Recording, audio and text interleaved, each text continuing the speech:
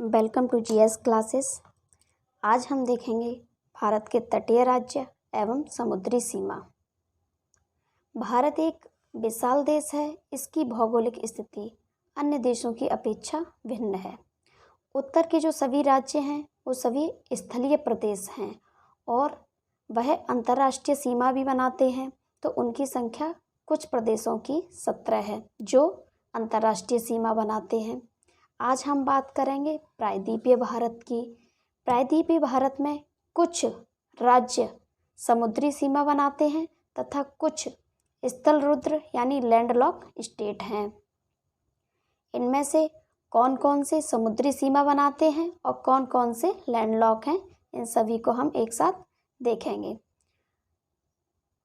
समुद्री सीमा बनाने वाले कुल राज्य प्रायद्वीपीय भारत में 9 हैं और जो लैंडलॉक हैं यानी स्थल रुद्र केवल स्थल से ही लगे हुए हैं, जिनकी सीमा जल से नहीं लग रही है, ऐसे राज्य 4 हैं प्रायद्वीपीय भारत में।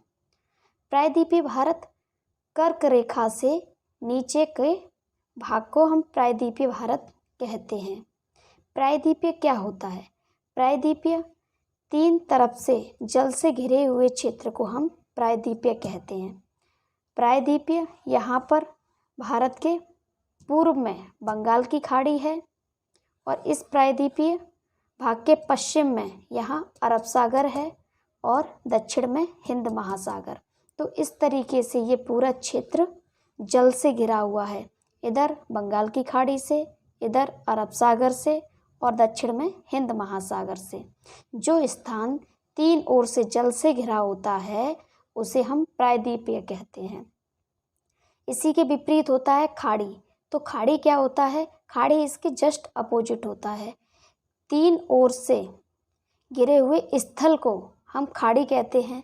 जैसे यहाँ पर यह 3 ओर से स्थल से घिरा हुआ है, इधर यह है कच्छ का रण और यह है सौराष्ट्र, इधर गुजरात का क्षेत्र। 3 तरफ से स्थल से घिरे हुए जलीय क्षेत्र को हम कहते हैं खाड़ी और स्थलीय भाग जो 3 ओर से जल से घिरा हुआ है इसे कहते हैं प्रायद्वीपीय। ये हमारा क्षेत्र है कच्छ का रण। ये हमारा सौराष्ट्र प्रदेश है, सौराष्ट्र, और यहीं पर बनती है खंबात की खाड़ी। ये भी 3 तरफ से घिरी हुई है, इधर सौराष्ट्र क्षेत्र गुजरात और इधर से भी स्थलीय गुजरात से घिरा हुआ है। तो यहाँ पर बनती है खंबात की खाड़ी। उत्तर भारत के राज्यों के बारे में हम पूर्व वीडियो में बता चुके हैं कि उसकी जो स्थलीय सीमा है उत्तर भारत की पूरे की वो है 15,200 किलोमीटर। और ये जो प्रायद्वीपीय भारत है समुद्री तट से लगा हुआ, इसकी कुल सीमा है 6100 किलोमीटर। अगर इसमें द्वीपों की भी सीमा को मिला दिया जाता है, जैसे यहाँ पर अंडमान निकोबार होंगे और यहाँ पर लक्षद्वीप होंगे, इनकी सीमा को भी मिला दिया जाता है तो कुल सीमा हो जाती है 7,516 किलोमीटर। इसके अलावा केंद्र शासित प्रदेश की सीमा भी समुद्र तट से लगती है, जिनकी संख्या 4 है। जैसे यहाँ पर दमन द्वीप, यहाँ लक्षद्वीप, यहाँ पुदुचेरी और अंडमान निकोबार, इनकी भी सीमा जल से लगती है। अब हम बात करेंगे तटीय राज्यों की। तो सबसे पहले यह समझना ज़रूरी है कि तट क्या होता है। इसे हम तट कहते हैं। ये तट होता क्या है? किसी भी समुद्र या नदी हो, तालाब हो, कोई भी जल से घिरा हुआ क्षेत्र, उसके पास की स्थलीय भूमि को हम तट कहते हैं। यहाँ पर है बंगाल की खाड़ी, इसके लिए ये स्थलीय भाग, ये इसके तट है। इधर है अरब सागर, जल से भरा हुआ क्षेत्र, और उसके लिए ये स्थलीय भाग तट है, यानी किसी भी समुद्र के किनारे का स्थलीय भाग तट कहलाता है। तथा जल और स्थल के बीच में जो रेखा होती है, जो जल और स्थल को दोनों को बांट रही है, इस रेखा को हम तट रेखा कहते हैं। तट रेखा, ये हमारी तट रेखा कहलाती है। और इस तट के किनारे बसे हुए राज्य तटीय राज्य कहलाते हैं।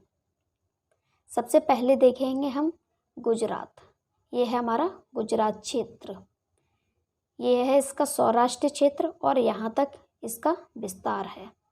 तो तटीय राज्यों की अलग अलग स्थानों पर कुछ नाम दिए गए हैं। ये गुजरात क्षेत्र है, यहाँ से लेकर सौराष्ट्र से लेकर मुंबई तक इस तट को सौराष्ट्र तट या काठियावाड़ तट, काठियावाड़ तट, इसका विस्तार यहाँ से लेकर मुंबई तक है। सौराष्ट्र या काठियावाड़ तट कहते हैं इसे। हम ये भी कह सकते हैं कि गुजरात के तट को क्या कहते हैं। गुजरात के तट को सौराष्ट्र या काठियावाड़ तट कहते हैं। अब यहाँ पर मुंबई से लेकर गोवा तक, मुंबई से गोवा तक ये क्षेत्र हो जाता है कोंकण तट। परीक्षाओं में तटों के नाम पूछ लिए जाते हैं। मुंबई से गोवा तक कोंकण तट है। इसके नीचे कर्नाटक का जो किनारे का क्षेत्र है, इस तट को बोला जाता है काकीनाडा। अगर काकीनाडा नहीं दिया जाता है तो गोवा से लेकर कन्याकुमारी तक पूरा मालाबार तट हो जाता है। विशेषतः कर्नाटक के तट को हम काकीनाडा तट कहते हैं।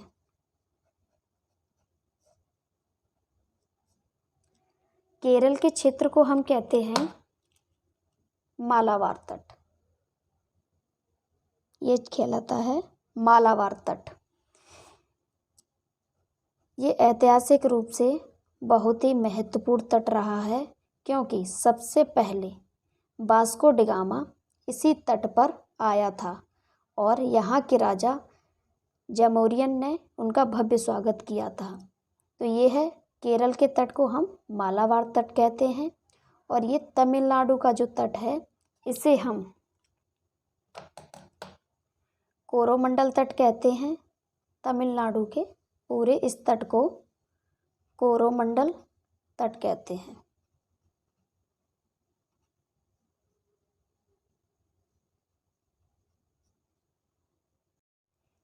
इस कोरोमंडल तट पर सबसे अधिक वर्षा प्राप्त होती है लौटते हुए मानसून से, और यहाँ पर सबसे अधिक वर्षा प्राप्त होती है दक्षिण पश्चिमी मानसून से।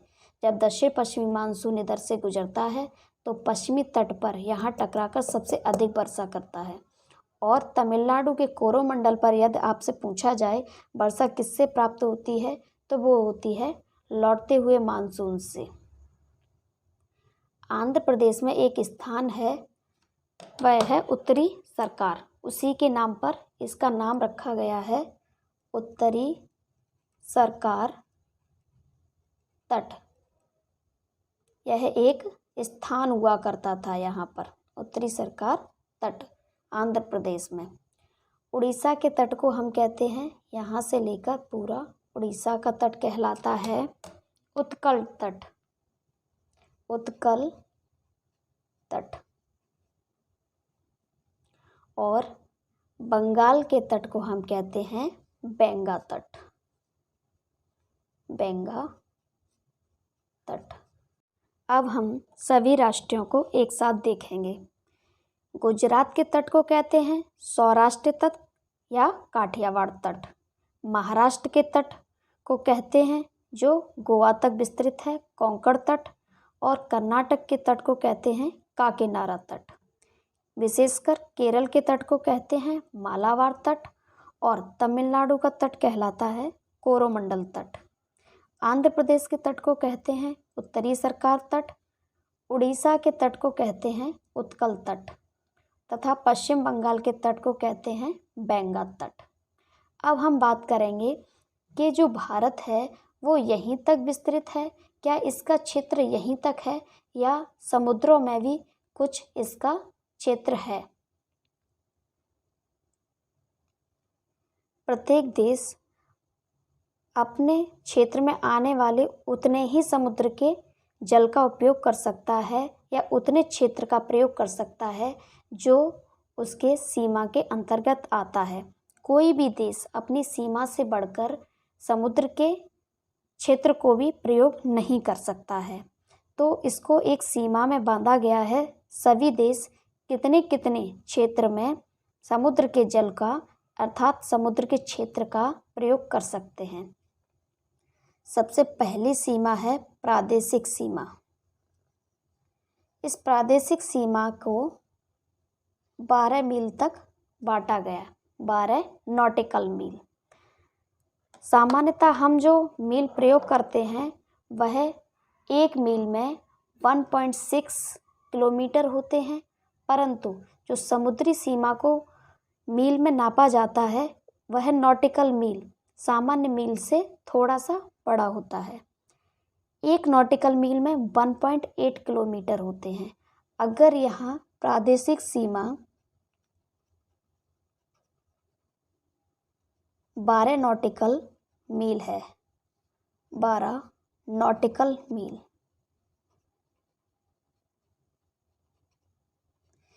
अगर इसे हमें किलोमीटर में निकालना है तो हम 1.8 का गुणा कर सकते हैं इसमें, तो यह किलोमीटर में निकल आएगा। दूसरी सीमा क्या होती है? दूसरी सीमा होती है हमारी संलग्न सीमा। यह 12 से 24 नॉटिकल मील तक होती है। यह होती है प्रादेशिक सीमा स्थलीय भाग से 12 नॉटिकल मील तक, और इसके अंतर्गत प्रदेश के सभी कानून लागू होते हैं। इस क्षेत्र तक स्थल से 12 नॉटिकल मील तक आप संसाधनों का दोहन कर सकते हैं। गैस, पेट्रोल, मछली, तेल आदि सभी का उपयोग यहाँ तक कर सकते हैं। इसके आगे संलग्न सीमा, यह 12 से 24 नॉटिकल मील तक होती है, और इसके अंतर्गत आप प्रादेशिक सीमा पर जहाज़ों का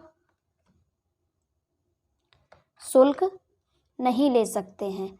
अगर इस क्षेत्र में कोई विदेशी जहाज़ आता है तो उनसे जहाज़ का शुल्क ग्रहण किया जा सकता है, तथा इस क्षेत्र में पर्यावरण की सुरक्षा की जिम्मेदारी भी उसी देश की होती है जिस देश के अंतर्गत यह क्षेत्र आता है।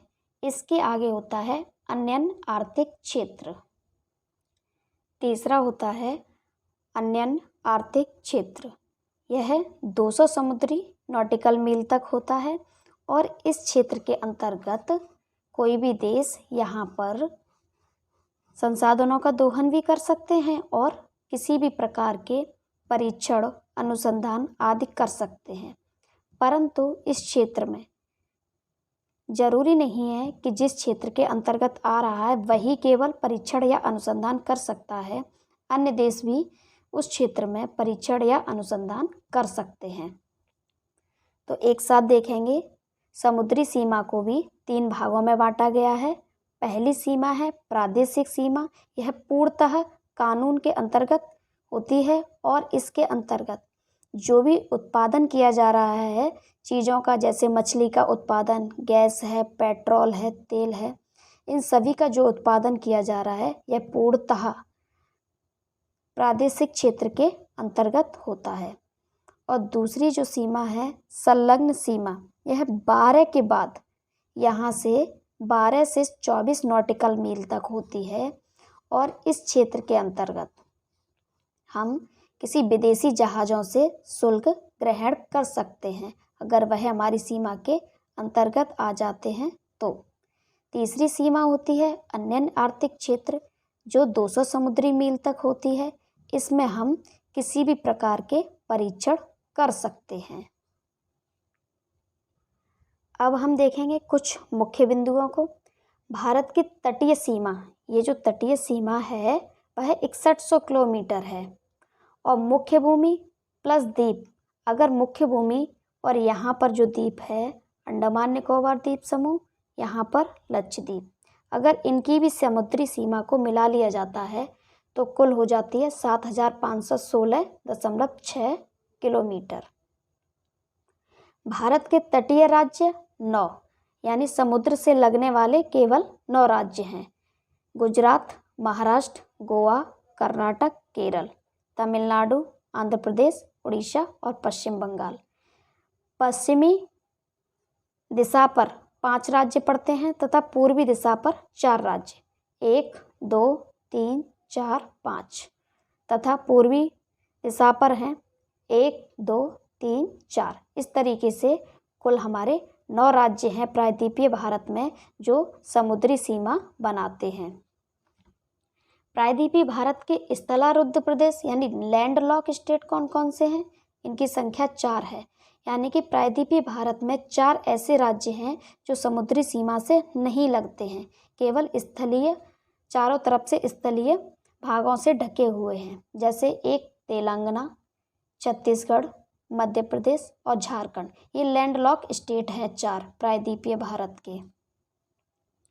यूपी के बाद छत्तीसगढ़, असम सर्वाधिक प्रदेशों के साथ सीमा बनाते हैं। अच्छा, यह प्रश्न हम आपके लिए छोड़ते हैं, कमेंट बॉक्स में बताइएगा कि यूपी जो राज्य है वह अपने पड़ोसी कितने राज्यों के साथ सीमा साझा करता है, तथा यूपी के बाद छत्तीसगढ़ और असम जो सीमा साझा करते हैं यह करते हैं 7 राज्यों के साथ। अब हम देखेंगे कि सामान्यतः जो मील होता है, अगर हम दूरी नापते हैं तो 1 मील में 1.6 किलोमीटर होता है और समुद्र में जो नॉटिकल मील नापा जाता है वह 1.8 किलोमीटर होता है। अब हम बात करेंगे कुछ मुख्य तटों के नाम और उनके स्थानों के साथ जानकारियाँ। सौराष्ट्र या काठियावाड़ तट गुजरात के तट को ही कहते हैं, जो गुजरात से मुंबई तक विस्तृत है। कोंकण तट मुंबई से गोवा तक विस्तृत है, यानी महाराष्ट्र और गोवा वाला पूरा क्षेत्र इसके अंतर्गत आ जाता है। काकीनाडा तट गोवा से कर्नाटक तक फैला हुआ है। मालाबार तट यह है कर्नाटक से कन्याकुमारी तक। ये सभी पश्चिमी तट हैं तथा पूर्वी तट हैं 4। कोरोमंडल तट तमिलनाडु के तट रेखा को कोरोमंडल तट कहते हैं। उत्तरी सरकार तट यह एक स्थान रहा है आंध्र प्रदेश में। तट उड़ीसा के तट को उत्कल तट कहते हैं तथा पश्चिम बंगाल के तट को हम बेंगा तट कहते हैं। भारत की समुद्री सीमा जो कि अंतर्राष्ट्रीय समुद्री कानून द्वारा निर्धारित की जाती हैं। पहली सीमा होती है प्रादेशिक सीमा 12 समुद्री मील तक पूर्ण रूप से नियंत्रण और संसाधनों का दोहन किया जाता है। दूसरी होती है संलग्न सीमा, यह 12 से 24 समुद्री मील तक होती है, जिसमें अन्य देशों से आने वाले जहाज़ों से हम सीमा शुल्क ले सकते हैं। कानूनी सीमा होती है यहाँ तक, और पर्यावरण सुरक्षा बनाए रखना उसी देश का अधिकार होता है जिस क्षेत्र के अंतर्गत ये आ रहा है। अन्य आर्थिक क्षेत्र यह 200 समुद्री मील तक होता है। इसमें हम किसी भी प्रकार के परीक्षण अनुसंधान कर सकते हैं। आज के लिए इतना ही, धन्यवाद।